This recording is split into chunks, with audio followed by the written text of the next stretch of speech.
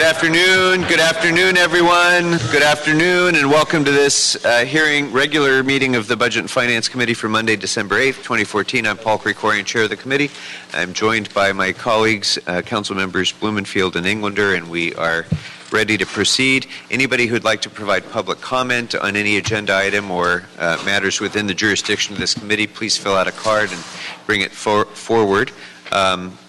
Members, I have two candidates for consent, items 8 and 9, although I think there was an amendment on item number 9, which is before you, and with that amendment, I would recommend those two matters for approval on consent. If there's no objection. I think I'm fine. Okay, no objection and no public comment on those matters, so those matters will be deemed approved.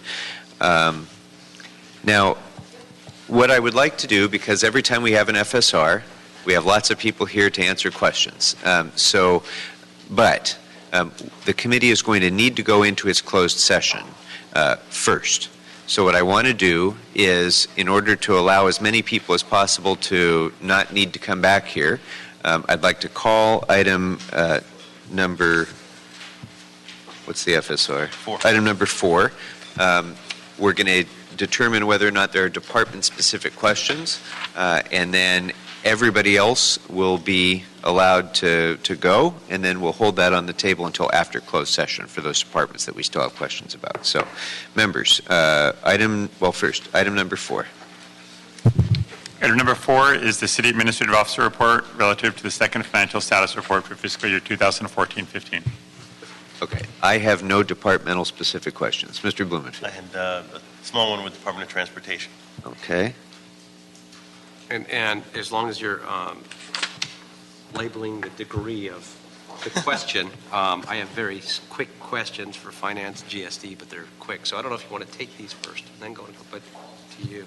Mr. Santana, if we spend 5 minutes on the FSR now, can you still meet your... Okay, perfect. Then let's go ahead and do that then. So we have DOT, Finance, and GSD. If you are not representing one of those departments, thank you very much for coming down. See you next time. I didn't mean to it sounds like if they're quick questions. Yeah. All right, let's go ahead and invite DOT to come on up. While everyone else is exiting the room, if we can ask the Department of Transportation to come on up.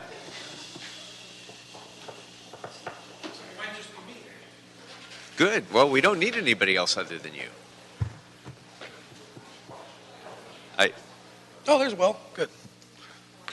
All right, Mr. Blumenfield. So, a couple of quick things. I noticed you mentioned in the report there's a deficit in revenue from Proposition C, and I wanted to understand why that's the case. Is it just the price of gas?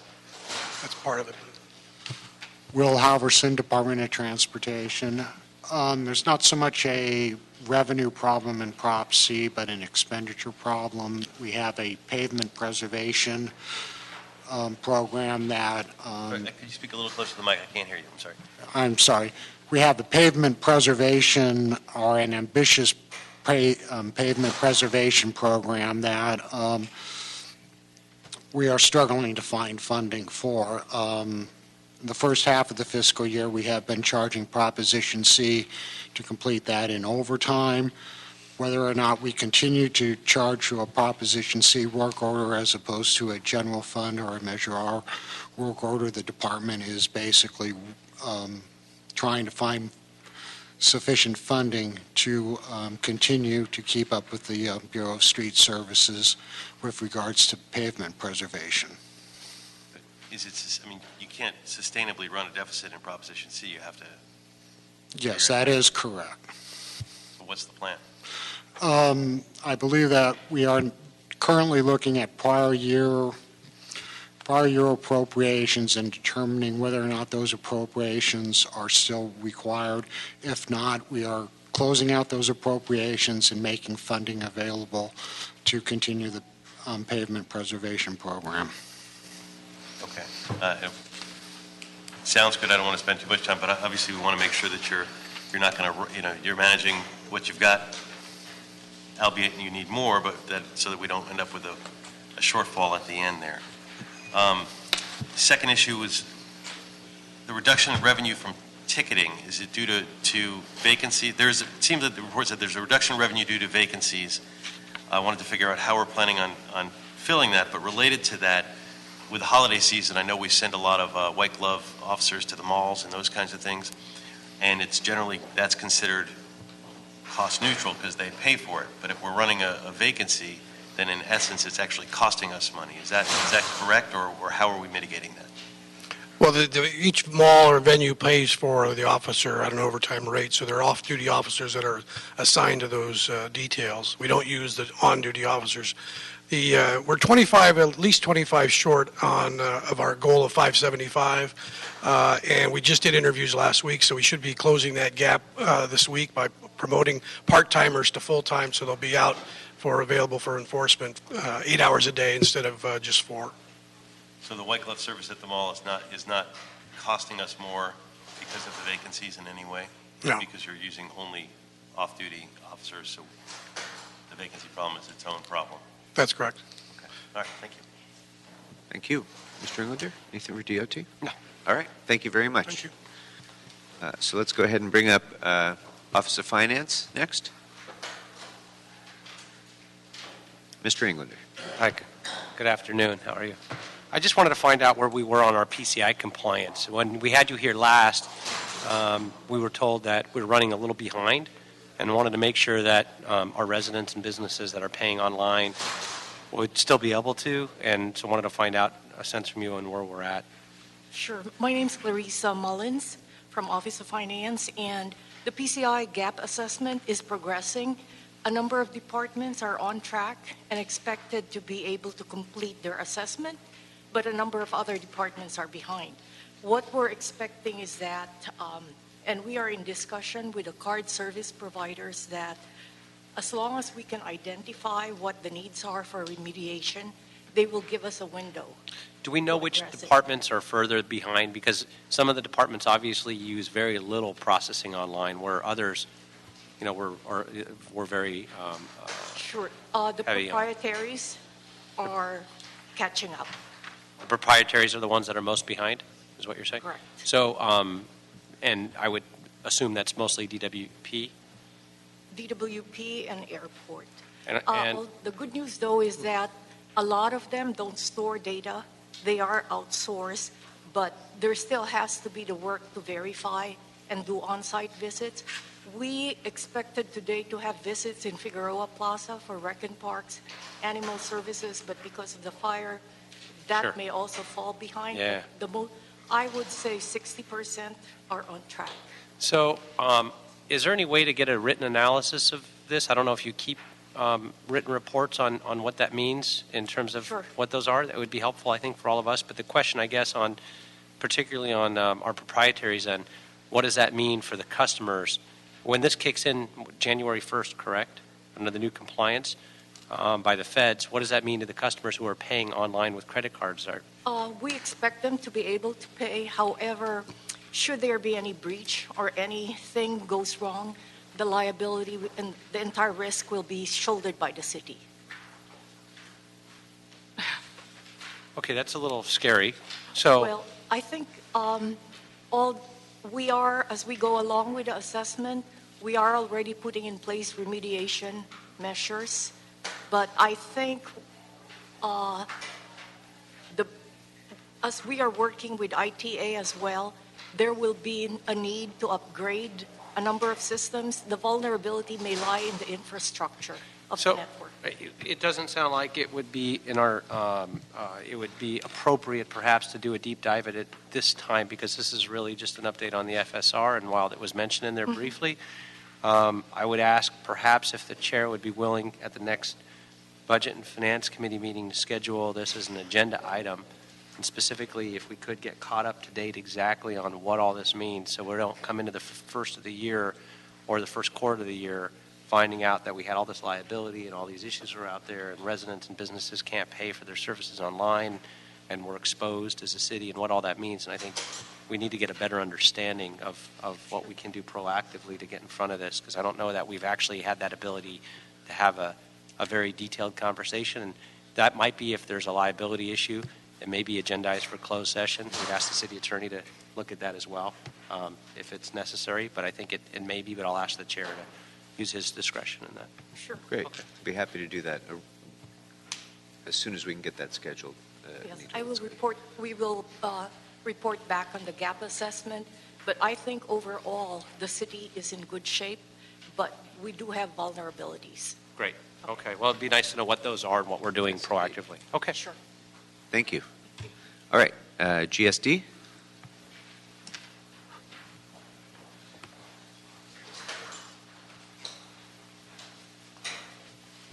Good afternoon. Good afternoon, GST.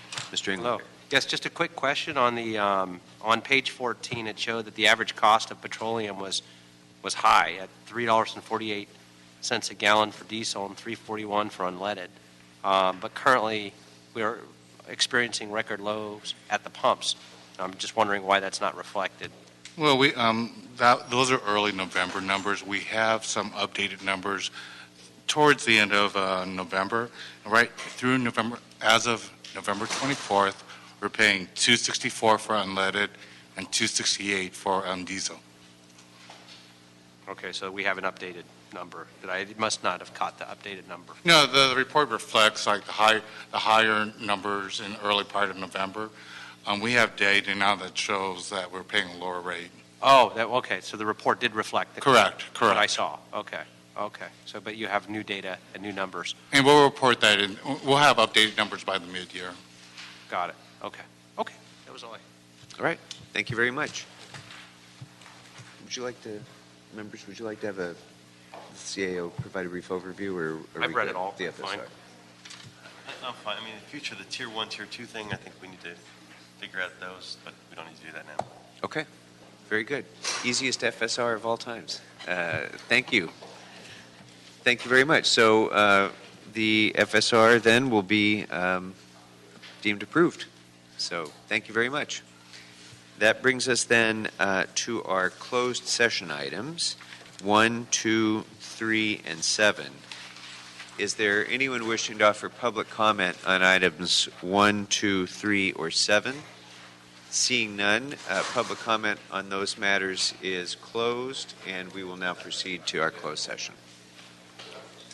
By the way, can I have a show of hands for anybody who's here not on the closed session items, other than Mr. McQuiston? You know what? It's okay. We'll go anyway. We'll move because we're going to do it one matter at a time. So you can be comfortable in here. We'll move into the other room.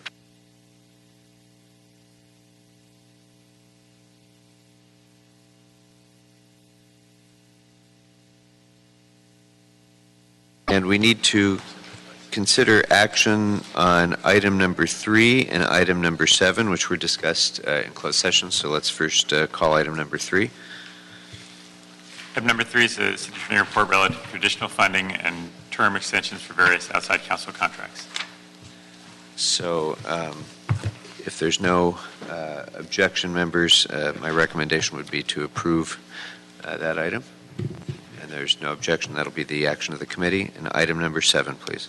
Item number 7 is opportunity for the committee to confer with legal counsel relative to the retention of outside counsel on contingency compensation basis only for subrogation litigation.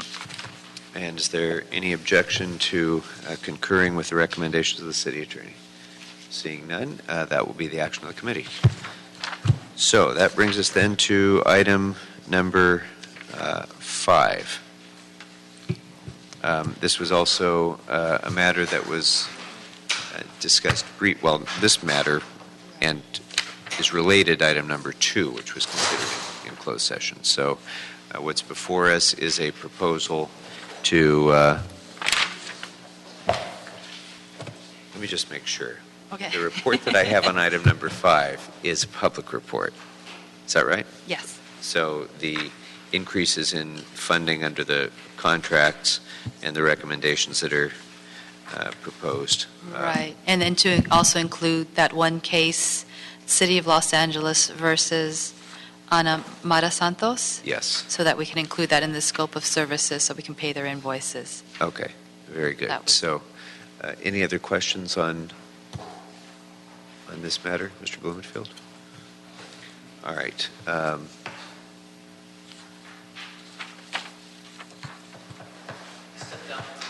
Okay. No, he can add on. So if there's no objection, it will be the action of the committee to approve the recommendations of the CAO. Thank you. Thank you very much. Thank you. As amended, correct. As As amended by the CAO here, yes. Okay, so that brings us then to our final item, number 6. Item number 6 is the city attorney report relative to the retention of outside counsel at no cost to the city for litigation challenging private development projects.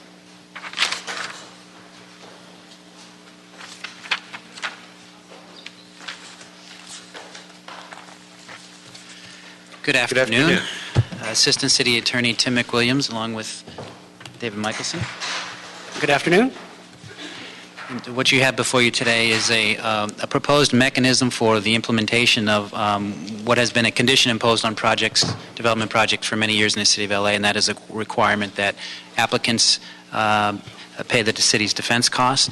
And so what the City Attorney's Office has done is assembled through an RFP process a panel of counsel, well-qualified, a panel of 5 firms that we're recommending that we receive your approval to constitute that panel and thereafter draw on that panel as needed for private project litigation. The ultimate goal here being to free up city attorney resources, the environmental attorneys, to put more focus on the city's own projects. And I could go on if you prefer to hear a little more about it. Members?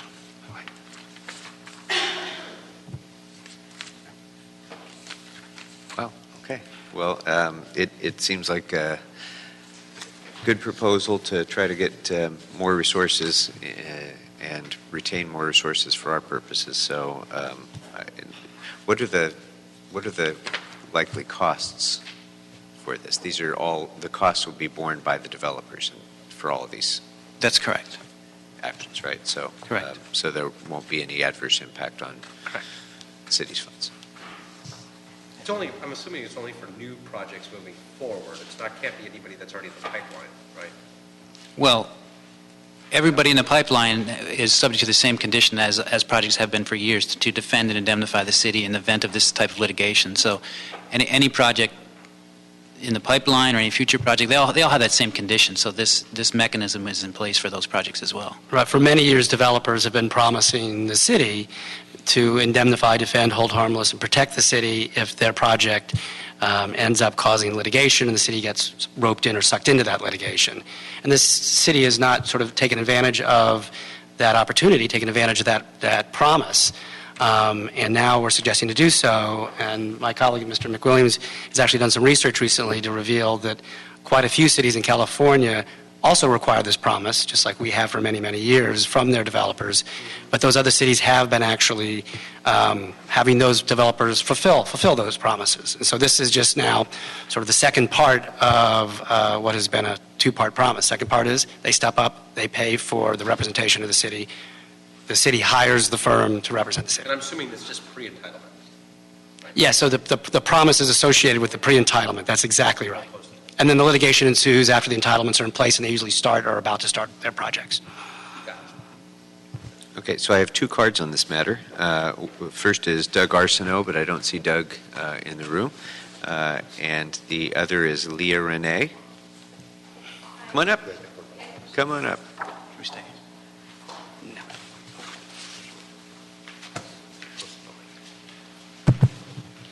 Hi, Good afternoon. good afternoon. My name is Leah Renee, and the city attorney report seeks a quid pro quo exchange between city issuing building approvals and permits in exchange for legal fees paid for by private project applicants. In this exchange, the city officials and its employees would be rewarded for, 1, knowingly violating the law, and 2, exchanging something of value, approvals and permits, in return for defense paid for by the applicant.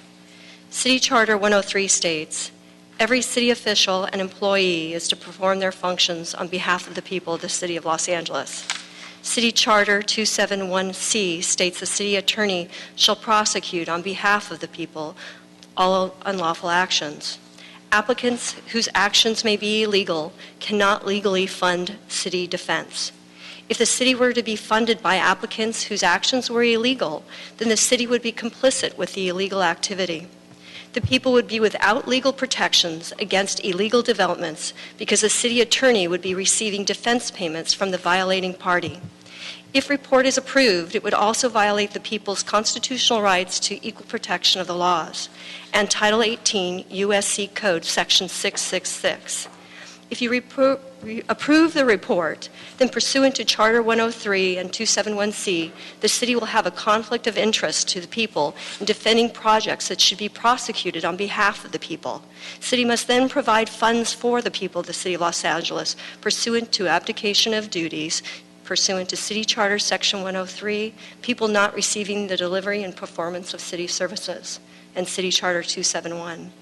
City and applicant must each pay and be represented by their own counsel as a consequence of their own actions. Anything else gives probability that this municipality is working in concert with applicants as part of a scheme to violate the city charter, federal laws, and the people of the City of Los Angeles. Thank you very much. Thank you. Let me just clarify a point, if I could, with council. No, thank you, with council. So what's before us today is to create the bench of independent third-party law firms that would be advising the city on these land use and CEQA matters, and to authorize the city attorney's office to engage those firms, and then to seek reimbursement for those costs. Correct. Yeah, that's correct.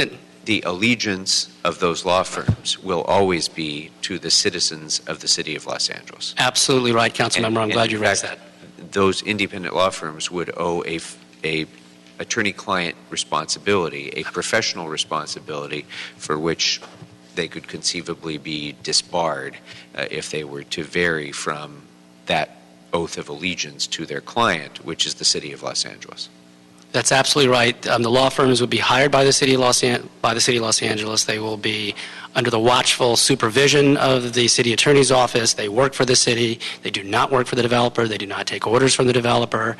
They are just like any other outside counsel that's been retained under the city charter auspices to provide legal assistance to the City of Los Angeles through the city attorney's office with the approval of council. And they have a state bar obligation to only and zealously protect the interest of the City of Los Angeles, not the developer. And the California Code of Professional Responsibility is quite clear in establishing that the duty is owed to the client without regard to who pays for that fee. Correct. And this is not unprecedented to have a third party pay in the insurance industry. It's somewhat common. But the ethical obligations are very clear. You're absolutely right. And I appreciate you bringing that up. Okay. Anything else, members? And our decisions as a city, whether where we go forward on or not, are independent of who's paying or what the back end is in terms of the lawyers. We're going to move forward, and this is just a way to have a bench of folks who are there to defend the city's interest and who are paid for appropriately by outside interest. I think that's absolutely right. And indeed, the entitlements that the city approves and awards through the entitlement process has no rhyme or reason or connection to the fact that the developers do promise to indemnify and defend and hold harmless the city if litigation is ensuing and the city's named in that litigation. There's no connection. Okay. Anything else, members? All right, then if there's no objection, the recommendations of the city attorney will be approved. Thank you. Thank you very much. Mr. Englander, you were out of the room when we took action on item number 5, but are you all right with adding on to that? All right, so Mr. Englander is an aye on item 5 as well. And with that, is there any other business before us? Just public comment. General public comment. I have no general public comment cards. General public comment is closed, and we are adjourned.